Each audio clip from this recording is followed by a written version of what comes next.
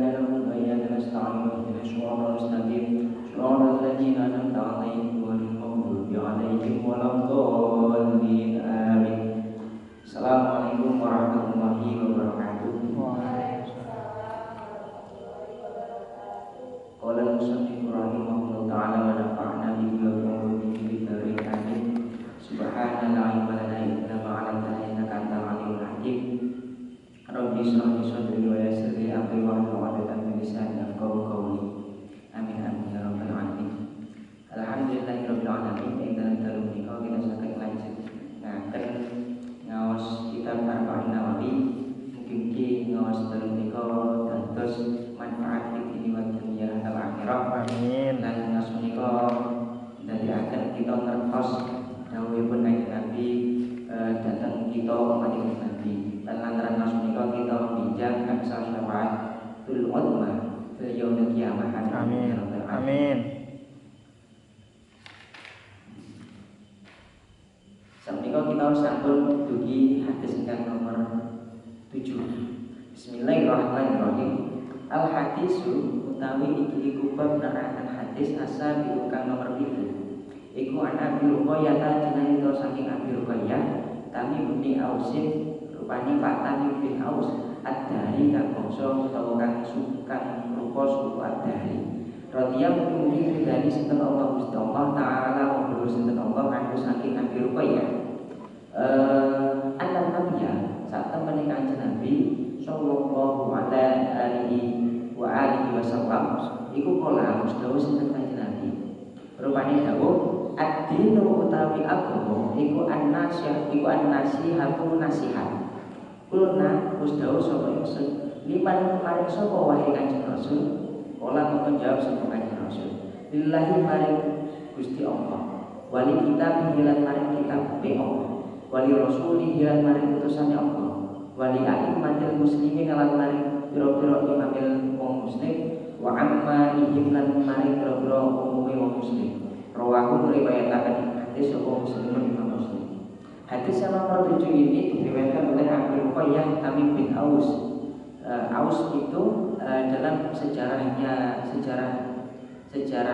Islam itu merupakan salah satu suku yang besar di daerah Jazirah Arab pada zaman dahulu, pada zaman Nabi Muhammad.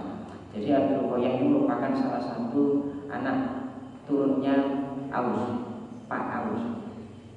Beliau berkata bahwasanya dia mendengarkan Rasulullah bersabda, ad-dinun nasihat, agama itu adalah nasihat. Lantas nasihatnya itu bagi siapa? Ya bagi Allah, lillahi wal kitabihi wal rasulihi wal a'immatil muslimina wa ammahim. Artinya agama itu merupakan nasihat bagi seluruh elemen kehidupan yang ada di dunia ini. Kitab-kitabnya, utusannya Allah, imam-imamnya orang Islam dan seluruh umatnya orang Islam. Itu agama itu menjadi nasihat, menjadi petunjuk, menjadi pepiling ingkang sae, pilih yang bagus. Itu nasihat. Seluruh elemen yang ada di dunia ini itu dinasihatkan lewat agama. Mafhum mukhalafatnya seperti itu. Hadis yang ke-7. Al hadisu utawi iki iku hadis at-tani kang nomor 8. Hadis yang ke-8 iku ane Ibnu Umar cinarto saking Ibnu Umar radhiyallahu anhu dari sinten Allah Mustafa taala wa sinten Allah kan saking Ibnu lan Umar. Anna Rasulullah saat teman Kanjeng Rasul sallallahu alaihi wasallam iku kala musdawu sinten Kanjeng Nabi.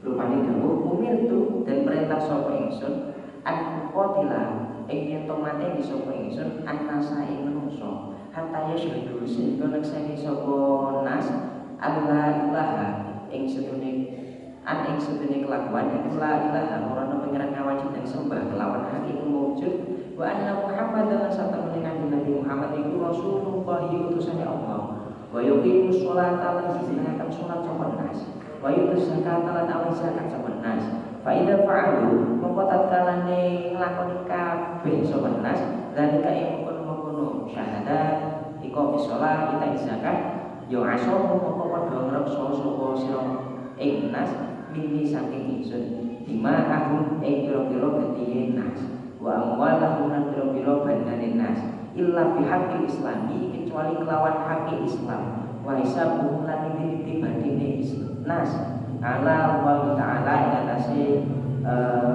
Allah taala. Rawat riwayataken kuning hadis sawal Bukhari Imam Bukhari wa Muslim lan Imam Muslim. Hadis yang ke-8 ini diriwayatkan oleh Ibnu Umar bahwasanya Rasulullah SAW itu pernah bersabda, pernah memerintah Umar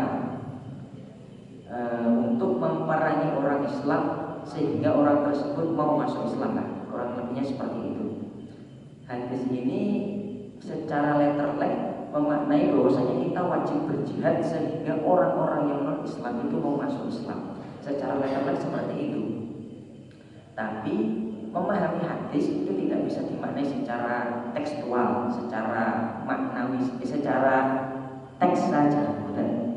Karena dalam turunnya hadis, dalam hadis itu ada asbabul wurud, ada kejadian-kejadian yang melatar belakangi kenapa hadis ini bisa keluar, kenapa Imam Umar ini diperintah oleh Rasulullah untuk memerangi orang Islam sehingga dia mau masuk Islam.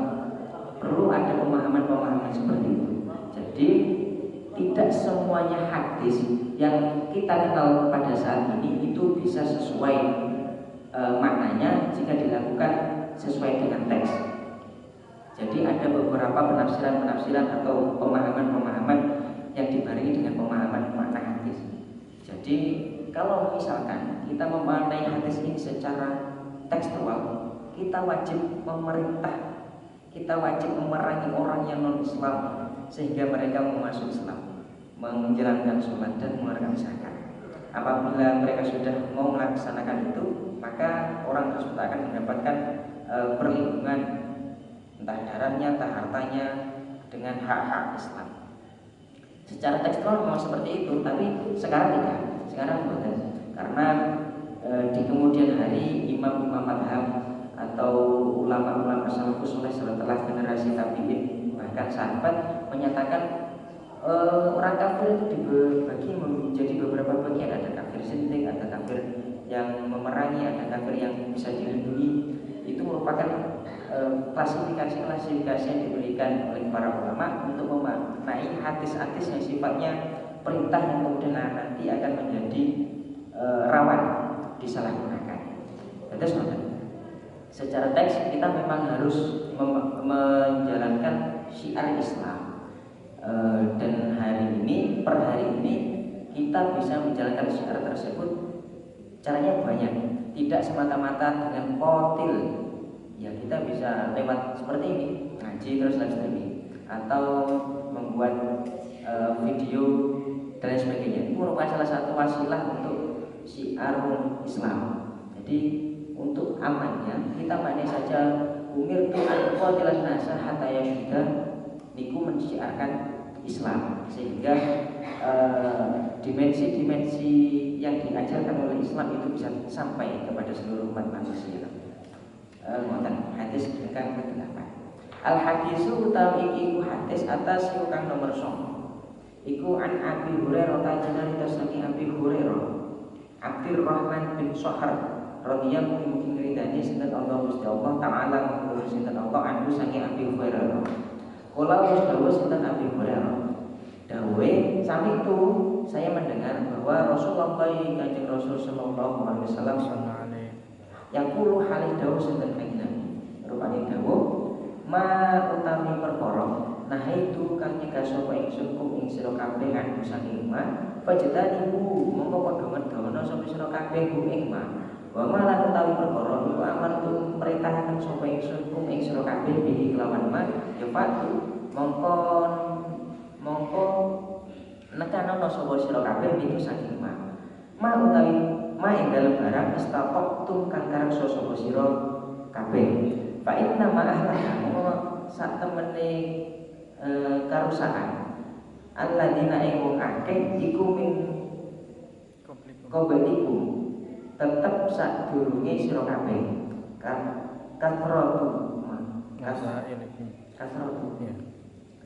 kasratu man iku akeh kasratu iku akeh kasrotu masa ilihim akeh pitakon kasratu mata ilihim akeh pitakone Aladin waktila hubungan perbedaan pendapat Aladin iku ala ambiyahihim ing atase pira-pira nabine Aladin. Rawang riwayatkan oleh hadis sahih Bukhari, Imam Bukhari wa Muslim dan Imam Muslim. Hadis ini diriwayatkan oleh dua ulama besar dalam bidang ilmu hadis. Hadis yang ke-9 ini diriwayatkan oleh Abi Hurairah, bapak kucing, karena Kanjeng Nabi menjuluki Abi Hurairah yang sejatinya namanya adalah Abdurrahman itu sangat cinta dengan kucing. Bahkan suatu ketika Abdurrahman atau Abi Hurairah ini akan menjalankan sholat, saking cintanya sama kucing, dan ketika sajadahnya itu dibuat tidur sama kucing, itu dipotong tempat tidurnya yang diduduki atau tidur oleh kucing ini dipotong, jadi bolong kan. Terus sajadah yang bolong tadi dibuat untuk sholat. Melihat kejadian itu, Kanjeng Rasul menjuluki Abdurrahman sebagai Abu Hurairah, bapak kucing. Dan Abu Hurairah ini merupakan salah satu sahabat Kanjeng Nabi Muhammad yang paling banyak meriwayatkan hadis. Ada sekitar 4.000 lebih hadis diriwayatkan oleh Abu Hurairah, entah dia mendengar langsung atau dia menceritakan kisahnya Kanjeng Nabi, dan totalnya itu ada sekitar 4.000 lebih. Banyak hadisnya yang diriwayatkan oleh Abu Hurairah ini adalah apabila Kanjeng Nabi itu mengeluarkan perkara yang mana perkara itu dilarang kepada kita semuanya Nabi, ya maka jauhilah. Dan apabila ada perkara yang diperintahkan oleh Kanjeng Nabi, ya maka lakukanlah. Selagi kamu bisa melakukannya, karena kerusakan umat manusia sebelum kamu itu sering banyak tanya dan sering berbeda pendapat atas perintah-perintah yang diberikan oleh Kanjeng Nabi. Contohnya ketika Bani Israel itu merupakan salah satu umatnya Nabi yang mendapat kemuliaan banyak sebenarnya, tapi kakek tako akhirnya itu asal tumpahan. Suatu ketika Bani Israel disuruh untuk Bani Israel sampai beliau wedus, karena saya kan berubah. Takoman, wedusnya piro Kanjeng Nabi? Siji lanang apa wedok? Lanang. Sing sikile 3 apa sing sikile 4? Buntute bluker apa ora? Wis takok akhirnya wis korban. Itu salah satu hal yang menjadi kerusakan yang dialami oleh umat-umat sebelum kita. Jadi Kanjeng Nabi memerintahkan, kalau saya perintah untuk sholat, ya sholatlah. Macam kayak kenapa untuk sholat? Ya karena itu merupakan perintah syariat. Kadang kita sebagai manusia itu nggak nalar perintah-perintah. Nyamuk sholat, nyamuk untuk sopan kepada orang tua, nyamuk untuk menghormati adik atau menyayangi saudara dan sebagainya. Kadang kita nggak nalar, padahal di balik itu ada rahasia-rahasia besar. Itu merupakan salah satu ajaran Kanjeng Nabi untuk memaknai syariat-syariat yang diberikan kepada kita. Jadi jangan kayak kata kok nyamuk arak dilarang, nyamuk kok sholat itu wajib, nyamuk kok berduaan dengan lawan jenis enggak boleh. Jangan katanya, karena di balik itu memang ada hal-hal yang ada hikmahnya, Kalau kita sering tanya, nanti jatuhnya malah tanya terus ngengkel berbeda pendapat. Pada level kita wajib ngaji ini gradul-gradul, orang pati pinter, levelnya orang bisa level imam madhab, itu enggak boleh. Karena kerusakan yang dialami umat zaman dahulu itu akan takut kalian berbeda pendapat. Jadi kalau ada perintah sholatlah. Koyok ini santri manut kiai, nyapa kok kudu maju, nyapa kok kudu jamaah, nyapa kok kudu tanisu dan lain sebagainya. Yang mana mawon, betul saya kata nyapa ya kok aku dikon maju lampu lagi ini pengen ngaji, kok dikon maju. Ojo kakek takut. Banyak terjadi kisah santri yang gagal karena nggak manut sama perintah kiai. Itu banyak. Itu levelnya kiai, belum levelnya Nabi. Dan ini hadisnya adalah hadis dari Nabi Muhammad. Hadis ingkang kesampingan. Al-hadisu utawi iki iku hadis al-ashiru kang nomor 10. Iku an Abi Hurairah tajinari saking Pak Abi Hurairah radhiyallahu anhu dari sinten Allah Gusti Allah taala kumpul sinten Allah kanggo saking Abi Hurairah.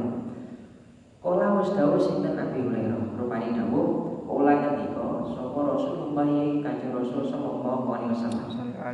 Inna Allaha satamani Allah Ta'ala wa sinten Allah iku thayyibun dan kang bagus. Layak balu kang ora nalika sinten Allah Gusti Allah illa thayyiban kecuali perkara bagus. Wa anna Allaha lan satamani Allah Subhanahu wa taala iku amara perintah sinten Allah al-mu'minina ing pira-pira wong mukmin bima kelawan barang. Amara kang perintah sinten Allah bihi kelawan ma al-mursalina ing pira-pira al-mursalina ing pira-pira utusan rasul nabi. Faqala mung ngendika sinten Allah taala mung sinten Allah panjenengan ya ayyuhar rasul eling-eling rasul kulo mangan sapa sira kabeh min thayyibatin saking pira-pira panganan kang bagus wa malu lan agawe sapa sira kabeh sholihan ing agawe kang bagus. Iki ayat Quran. Wa qala lan ketika sinten Allah taala mung sinten Allah rupane mengendikan ya ayyuhalladzina amanu kulu minat thayyibati ma razaqnakum ya ayyuhalladzina eling-eling wong akeh aman kang padha iman sapa alladzin kulu mangan sapa sira kabeh min thayyibati saking pira-pira panganan kang bagus ma ing panganan rozaqna kang wis rezeki sapa ingsun ing sira kabeh. Tumata karo nuli nutur sapa rajul wong lanang yutilu kang dawaaken sapa rajul asafaro ing golongan asy'ata at'ata mongko apa ada mana asa mongko bauli rambut sapa ma al-fubaro bleduk as'asha kang nyawur-nyawuri rambut sapa rajul al-baro kelawan utawa ing bleduk nyamuddu kang dawa yadai nyamuddu kang dawa apa ya nyamuddu kang dawa yadai ing tangane ngeten yutilu kang dawa sapa rajul asafaro ing kelungan as'asa kang baul-bauli rambut sapa rajul al-baro kang bleduk apa rambut nyamudun dawa akan sapa rajul ya tahi ing tangan loro rajul ila sama ibadah langit ya rob he duh pangeran ya rob duh pangeran wa mat'amu utawi panganane rajul iku haramun haram wa masyrabuhu utawi minumane rajul iku haramun haram. Wamal basuhu utawi kok gaweane rajul pakaian yang dipakai oleh rasul tersebut itu haramun haram. Wa khudiya lan sarani bil haram kawan. Wa khudiya lan sarani bil haram kelawan haram. Fa'anna mongko kaya apa iku yustajabu lamun den sembadani apa lahu dumene rajul. Rawahu riwayataken bagi hadis sapa muslimun Imam Muslim. Banyak kata yang langka. Hadis yang ke-10 ini diriwayatkan oleh Abu Hurairah kembali. Rupanya hadis yang diriwayatkan adalah Rasulullah bersabda bahwasanya Allah Subhanahu wa taala itu adalah zat yang thayyib, zat yang bagus, zat yang bersih, zat yang maha suci, thayyib. Dan Allah itu tidak menerima hal-hal yang selain thayyib, hal-hal yang tidak bagus. Dan Allah Subhanahu wa taala itu memerintahkan seluruh umat mukmin, seluruh orang yang beriman dengan apa yang diperintahkan kepada rasulnya. Maka Allah Subhanahu wa taala berfirman dalam Quran, "Ya ayyuhar rusul kulu minat thayyibati wa'malu sholihan." Wahai kanjeng Nabi, wahai utusan, wahai pengantar risalahku, makanlah makanan yang bagus dan kerjakanlah pekerjaan yang baik. Hal ini dibarengi dengan ayat Al-Quran yang lain, "Ya ayyuhalladzina amanu kulu minat thayyibati ma razaqnakum." Kulu minat thayyibati ma razaqnakum. Jadi makna yang tersirat di sini adalah hadis atau risalah yang diturunkan Allah kepada Nabi itu juga diturunkan kepada kita semua umat Islam. Contohnya, Nabi, makanlah makanan yang bagus. Kita juga diperintah untuk memakan makanan yang bagus, yang halal, yang enak, yang manis, yang mengenyangkan. Karena Rasulullah juga diperintah. Tapi di sisi lain juga ada hal-hal yang tidak bisa kita tiru dari Rasulullah. Contoh, Rasulullah itu menikah sampai 9 kali. Tapi kita sebagai umat Islam itu kalau laki-laki maksimal nikah 4 kali. Itu merupakan salah satu syariat yang tidak patut dilakukan oleh umat Islam setelahnya Rasulullah. Ada beberapa hal yang tidak diperintahkan kepada kita, meskipun juga itu dilakukan oleh Kanjeng Rasul. Karena hal tersebut tidak langsung disyariatkan lewat teks Al-Quran. Ada teks-teks yang wahyu yang tidak berupa Al-Quran. Ini yang dijalankan oleh Rasulullah dan itu tidak menjadi wewenang kita sebagai umatnya. Tapi di sisi lain, jadi semua yang sudah disyariatkan oleh Allah kepada kita melalui Al-Quran atau melalui hadis itu meskipun diperintahkan kepada Rasulullah, itu juga diperintahkan kepada kita kalau ada teksnya dalam kitab. Jadi ada beberapa ketentuan yang tidak boleh memang, tapi itu tidak ada teksnya, tidak ada perintahnya. Kalau dalam kitab-kitab nanti ada keterangan yang menjelaskan hal tersebut. Jadi kita, Allah itu bagus. Jadi Allah hanya menerima hal-hal bagus. Kalau kita ingin diterima oleh Allah, ditempatkan di sisinya, ya kita harus berusaha menjadi orang yang bagus, melakukan perkara sholih, memakan makanan yang halal, berlaku akhlakul karimah dan seterusnya. Kita menghindari hal-hal yang dilarang oleh Allah. Terus di sini juga diceritakan suatu ketika ada laki-laki yang melakukan perjalanan yang sangat panjang. Yutilus safar, perjalanan yang sangat panjang. Sampai-sampai perjalanan tersebut menyebabkan si rojul ini